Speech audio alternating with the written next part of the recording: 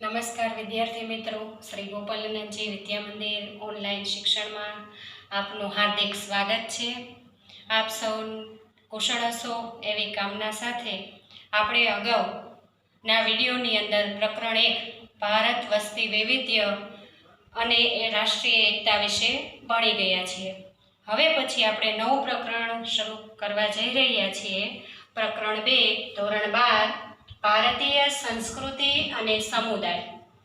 સંસ્કૃતિ શબ્દ જ્યારે આપણી સામે આવે છે એટલે આપણા સૌના કાન સરવા થઈ જાય છે, એટલે કે ઊભા થઈ જાય છે, સાંભળવા માટે તત્પર બની જાય છે. ત્યારે આપણે સંસ્કૃતિની જે ક્રિયાઓ છે એને શોધવા માટે મનોમન પ્રયત્ન કરવા મળીએ છીએ. તો સંસ્કૃતિને સમજવા માટે આપણે ભારતીય સંસ્કૃતિનો અર્થ અને વ્યાખ્યા જોવાની છે. તો ભારતીય સંસ્કૃતિની વ્યાખ્યા ભૂપેન્દ્ર બ્રહ્મભટ્ટ દ્વારા રજૂ કરવામાં આવી છે, જેમાં બ્રહ્મભટ્ટ એવું કહે છે કે ભારતીય સંસ્કૃતિ એટલે સમાનતા, સહિષ્ણુતા, વિશેષતા, બિનસાંપ્રદાયિકતાનો જેમાં અને સાતત્યનો જેમાં સમાવેશ થતો હોય એવી લાક્ષણિકતા ધરાવતી ક્રિયાને ભારતીય સંસ્કૃતિ કહી શકાય છે. શબ્દ થોડાક અઘરા છે પણ સમજો તો સહેલા છે. પહેલો શબ્દ આપણે એવો જોયો માનવતા, એટલે કે આપણામાં લાગણી હોવી જોઈએ, એકબીજા પ્રત્યે સહકારની ભાવના હોવી જોઈએ. સહિષ્ણુતા એટલે દયાભાવ હોવો જોઈએ. વિશાળતા એટલે માફ કરી દેવાની ભાવના હોવી જોઈએ, એકતા હોવી જોઈએ. અને બિનસાંપ્રદાયિકતા, કોઈ પણ એક ધર્મને આધાર નહીં, સર્વ ધર્મ સંભાવની ભાવના હોવી જોઈએ. આ બધા લક્ષણો ધરાવે તેને જ ભારતીય સંસ્કૃતિ કહી શકાય છે. આવું ભૂપેન્દ્ર બ્રહ્મભટ્ટ વ્યાખ્યામાં જણાવે છે. આમ તો આપણે સંસ્કૃતિ છે આપણને વારસામાં મળે છે. એના માટે આપણે એક ઉત્તમ ઉદાહરણ લઈએ કે આપણાથી મોટા હોય એને આપણે પગે લાગીએ છીએ, નાનાને વાલ કરીએ છીએ. કોઈ ઘરે મહેમાન આવે તો અતિથિ દેવો ભવ, એની આગતા સ્વાગતા કરીએ છીએ. આ સંસ્કૃતિ માટેના ઉત્તમ ઉદાહરણો છે. આના દ્વારા જ આપણે આપણી સંસ્કૃતિને ઉજાગર કરીએ છીએ કે ઉભારીએ છીએ. વિશ્વની અંદર ભારતની સંસ્કૃતિ છે વિશ્વગુરુનું સ્થાન લેવા જઈ રહી છે. દરેક લોકો ભારતીય સંસ્કૃતિને આગવી ઓળખ આપવા માટે પ્રયત્ન કરે છે. અગાઉ પણ ઘણા બધા સમાજશાસ્ત્રીઓએ, સમાજની અંદર રહેલા લોકોએ સંસ્કૃતિને આગળ લાવવા પ્રયત્ન કર્યા છે. દરેક વિશ્વના દરેક બીજા દેશોની અંદર તેની સંસ્કૃતિ નામશેષ થઈ છે. જ્યારે ભારતીય સંસ્કૃતિ છે વિશ્વગુરુ સંસ્કૃતિ તરીકે સ્થાન પ્રાપ્ત કરવા જઈ રહી છે. એ આપણા માટે ગૌરવની વાત છે. તો આવી સંસ્કૃતિની વ્યાખ્યા સમજ્યા બાદ, એનો સામાન્ય અર્થ સમજ્યા બાદ હવે આપણે સંસ્કૃતિના લક્ષણો તરફ જઈએ.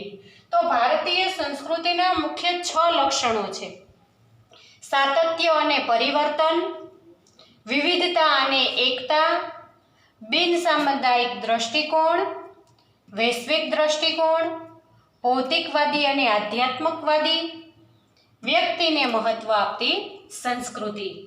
એક એક મુદ્દાને આપણે લેતા જઈએ તો પહેલો મુદ્દો છે સાતત્ય અને પરિવર્તન. જે સંસ્કૃતિ આપણને વારસામાં મળી છે. સંસ્કૃતિ શબ્દ યાદ આવે એટલે તરત મોહેન્જો-દડો અને હડપ્પીય સંસ્કૃતિ યાદ આવે છે. ત્યારથી મળી આવતી આ સંસ્કૃતિને આપણે આગળ ને આગળ ધપાવતા ગયા છે. પણ સમય પ્રમાણે એમાં પરિવર્તન પણ જરૂરી છે. જેમ અગાઉના પ્રકરણની અંદર મેં ઉદાહરણ આપ્યું હતું, ફરી વખત એ જ ઉદાહરણને રિપીટ કરું કે પહેલાના સમયની અંદર બાળ વિવાહ હતા. જ્યારે એમાં પરિવર્તન આવી 18 વર્ષ અને 21 વર્ષની વયમર્યાદા નક્કી કરવામાં આવી છે છોકરા અને છોકરીઓ માટે. તો એ પરિવર્તન છે, પણ સાતત્યતા એટલે આપણે એને ભૂલ્યા નથી. જે આપણી પરંપરાઓ, રિવાજો, મૂલ્યો, ધોરણો છે એને આપણે આગળ ને આગળ લેતા જઈએ છીએ. આપણા ઘરની અંદર કોઈ ઈષ્ટદેવ આપણા છે, દાખલા તરીકે આપણે મહાદેવજીને લઈએ તો એની પૂજા આપણા પૂર્વજો કરતા હોય તો આપણે પણ એની પૂર્વજા કરીએ છીએ પૂજા, તો એનું સાતત્ય જાળવી રાખ્યું કહેવાય, એનું સ્થાન જાળવી રાખ્યું કહેવાય. પણ એમાં પરિવર્તન આવે. ત્યાર પછી બીજો મુદ્દો છે વિવિધતા અને એકતા. તો ભારતની અંદર અલગ અલગ ધર્મના લોકો વસે છે, છતાં પણ એક થઈને રહે છે. કઈ રીતે? હિન્દુ, મુસ્લિમ, શીખ, ઈસાઈ, જૈન, પારસી, બૌદ્ધ, યહૂદી આ બધા ધર્મ પાળતા લોકો વસવાટ કરે છે અને એકબીજાના તહેવારોની ઉજવણી સાથે મળીને કરે છે. એટલા માટે વિવિધતામાં એકતા કહ્યું છે. બિન સાંપ્રદાયિક દ્રષ્ટિકોણ, દરેક ધર્મના લોકો ભારતની અંદર વસવાટ કરે છે, દરેક ધર્મના લોકોને સરખું માન સન્માન આપવામાં આવે છે, કોઈ પણ પ્રત્યે પક્ષપાત નથી, કોઈ પણ પ્રત્યે ભેદભાવ નથી, કોઈ એક ધર્મને આધારે આખા દેશનું સ્થાપના નથી કરવામાં આવી, એટલા માટે એને બિન સાંપ્રદાયિક કહેવામાં આવે છે. સર્વધર્મ સમભાવની ભાવના. વૈશ્વિક દ્રષ્ટિકોણ. વૈશ્વિક દ્રષ્ટિકોણ એટલે કે આખા વિશ્વની અંદર એક જ સમાન દ્રષ્ટિકોણ રાખવામાં આવે છે, એક વિચારધારા રાખવામાં આવે છે. ભારતની અંદર વસતો નાગરિક અને ભારતનો અમેરિકાની અંદર વસતો નાગરિક બંનેને એક જ સમાન અધિકાર છે, અથવા તો ભારતના ગુજરાત રાજ્યની અંદર વસતો નાગરિક અથવા તો મિઝોરમની અંદર કે જમ્મુ કાશ્મીરની અંદર વસતો નાગરિક દરેકને એક સમાન દ્રષ્ટિથી જોવામાં આવે છે, એટલે કે સમાન વૈશ્વિક દ્રષ્ટિકોણ અપનાવ્યો છે ભારતે. ત્યાર પછી છે ભૌતિકવાદી અને આધ્યાત્મિકવાદી. ભૌતિક સુખ સગવડતા અથવા તો ભૌતિક વાતાવરણ ઊભું કરવામાં ભારતીય સંસ્કૃતિ માને છે, અને આધ્યાત્મિકવાદી ઈશ્વરમાં, ભગવાનમાં, ઋષિ મુનિઓની પરંપરામાં, પૌરાણિક ગ્રંથોમાં પણ વિશ્વાસ માનતી સંસ્કૃતિ છે. એમાં જે લખેલા લેખો છે એની અનુસાર ચાલતી આગળ સંસ્કૃતિ છે. ત્યાર પછીનો છઠ્ઠો મુદ્દો છે, છેલ્લો આપણો, વ્યક્તિને મહત્વ આપતી સંસ્કૃતિ. એટલે કે સંસ્કૃતિ છે એ ભારતમાં રહેલા વ્યક્તિઓને પણ મહત્વ આપે છે. આપણે દાખલા તરીકે આપણે ઉદાહરણ લઈએ કે આપણને સંસ્કૃતિ ક્યાંથી મળે છે, તો કે વારસામાં, કુટુંબમાં, આપણા પૂર્વજો પાસેથી. તો એને કોને મહત્વ આપ્યું, તો કે આપણા પૂર્વજોને. આ એક વ્યક્તિને એટલે કે દરેક વ્યક્તિને મહત્વ આપતી સંસ્કૃતિ છે. હિન્દુ ધર્મના લોકોના કેવી રહેણી કહેણી પહેરવેશ છે એને મહત્વ આપે છે. મુસ્લિમ ધર્મ, એમ દરેક પ્રકારના ધર્મના લોકોને મહત્વ આપતી સંસ્કૃતિ અહીંયા જોવા મળે છે. આપણે આ ભારતીય સંસ્કૃતિના લક્ષણો જોયા. વિદ્યાર્થી મિત્રો, આ મુદ્દો તમારા માટે થોડોક મોસ્ટ આઈએમપી છે, જે 5 માર્કની અંદર પ્રશ્ન પૂછાય છે, તો આપ સૌ એની ઉપર થોડો ભાર દઈ એને તૈયાર કરી અને વાંચન કરજો. ત્યાર પછી હવે આપણે નવો મુદ્દો જોવાનો છે, ભારતીય સંસ્કૃતિના સ્વરૂપો. કેટલા સ્વરૂપની અંદર ભારતીય સંસ્કૃતિ વહેંચાયેલી છે, તો મુખ્ય 3 ભાગોની અંદર ભારતીય સંસ્કૃતિ વહેંચાયેલી છે. પ્રશિષ્ટ ભદ્રવર્ગીય અથવા તો માર્ગી પરંપરા. પછી બીજો પ્રકાર છે લોક સંસ્કૃતિ અથવા તો દેશી પરંપરા, અને ત્રીજો પ્રકાર છે આદિવાસી સંસ્કૃતિ. એટલે કે 3 વિભાગની અંદર, 3 પ્રકારોની અંદર ભારતીય સંસ્કૃતિ વહેંચાયેલી જોવા મળે છે.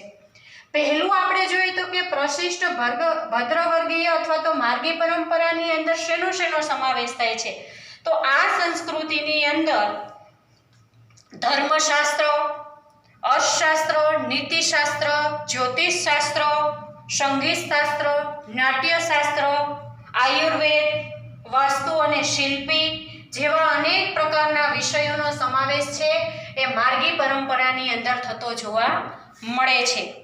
ત્યાર પછી આપણે એનો બીજો પ્રકાર જોઈએ તો છે લોક સંસ્કૃતિ અથવા તો દેશી પરંપરા. તો લોક સંસ્કૃતિની અંદર પણ ઘણા બધા સમાજશાસ્ત્રીઓએ વ્યાખ્યા આપી છે, જેમાં મહાપાત્રે, અશુ યાજ્ઞિક, જુવારસિંહ જાદવ, કૃષ્ણદેવ ઉપાધ્યાય બધાએ પોતાની ઈચ્છા અનુસાર, પોતાના મંતવ્યો અનુસાર એની વ્યાખ્યા આપતા જણાવે છે કે લોક સંસ્કૃતિ અથવા તો દેશી પરંપરા એટલે શું, તો કે સંસ્કૃતિના સીમાડામાં સમાઈ જતી બોલીઓ, કંઠસ્થ સાહિત્ય, સંગીત કલા, ઉત્સવો, ધર્મો, વસ્ત્રાલંકારો અને ખેતી પશુપાલન, નૌકાયન, હથિયારો, ઘર, ખોરડા, રાસ રચીલું, દેવમંડળ, આચાર વિચાર, સંસ્કાર વગેરેનો લોક સંસ્કૃતિની અંદર સમાવેશ થતો જોવા મળે છે. અથવા તો બીજા શબ્દોમાં એમ પણ કહી શકાય છે કે જે રીત રસ્મોની અંદર ભળી ગયેલી હોય, રૂઢિપ્રયોગો ઉપરાંત વસ્ત્રોને વધારે કે હથિયારોનો કે દેવી દેવતાઓને પોતાના જીવનમાં સમાવી લેતી હોય, એને પણ લોક સંસ્કૃતિ કહી શકાય છે. દાખલા તરીકે આપણે કે દીકરો મારો લાડકવાયો દેવનો દીધેલ છે, તો દેવે આપણને આપ્યું છે ને એને આપણે સમાવ્યો છે, એ એનું ઉત્તમ ઉદાહરણ છે લોક સંસ્કૃતિ માટેનું.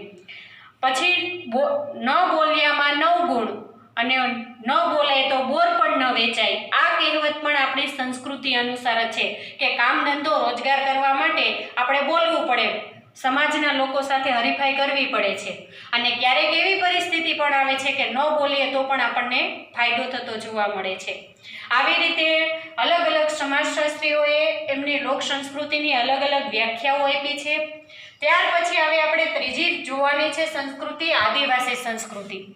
એ પ્રશિષ્ટ ભદ્રવર્ગીય અથવા તો માર્ગી પરંપરા અને લોક સંસ્કૃતિથી અલગ પડતી આદિવાસી સંસ્કૃતિ છે.